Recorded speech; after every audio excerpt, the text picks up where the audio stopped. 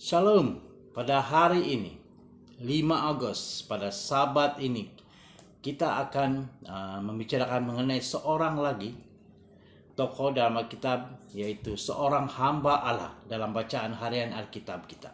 Dalam 1 Raja-Raja 13 ayat yang pertama. Kemudian datanglah seorang hamba Allah dari Yehuda ke Betel atas perintah Tuhan. Pada waktu itu Yerubim sedang berdiri di sisi mezbah untuk membakar dupa. 1 Raja-Raja 13 ayat pertama. Seorang hamba Allah yang tidak disebutkan namanya dari Yehuda pergi ke Betel untuk menegur Raja Yerubim yang jahat. Dia bernubuat menentang mezbah penyembahan berhalanya. Raja coba menghalangnya, tetapi tiba-tiba tangannya menjadi kaku sehingga tidak dapat ditariknya kembali. Kita boleh baca ini pada ayat yang keempat. Kemudian mezbah itu pun terbelah seperti yang dikatakan hamba Allah itu. Yerubim meminta Nabi untuk berdoa baginya agar tangannya dipulihkan, dan terjadilah demikian. Raja menunjukkan keramahan kepadanya, tetapi Nabi itu menolak. Dia berkata bahwa Tuhan secara jelas memerintahkan dia untuk jangan makan roti atau minum air.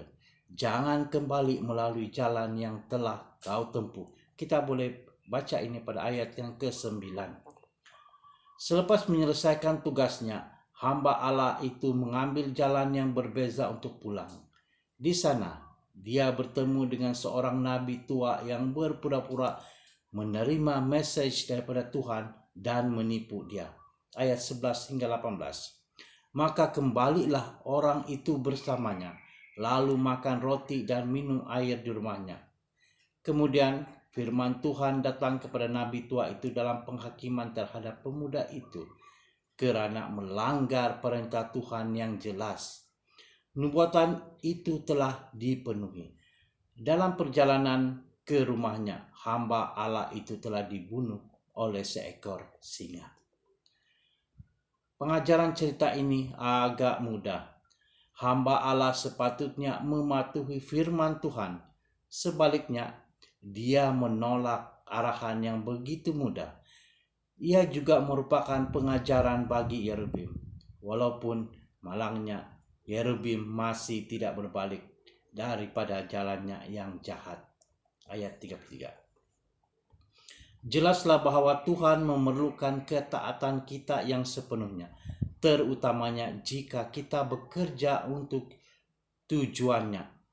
Menolak setiap berfirmanlah Tuhan pasti membawa kepada kematian, manakala mengikut firman-Nya menuju kepada kehidupan. Beberapa kali kita telah mengambil mudah terhadap arahan Tuhan, memikirkan bahwa ia terlalu mudah. Dan sudah berapa kali kita telah menarik kembali prinsip kita setelah ditenangkan dengan kata-kata yang sudah lama ingin kita dengar. Amin. Tuhan Yesus memberkati.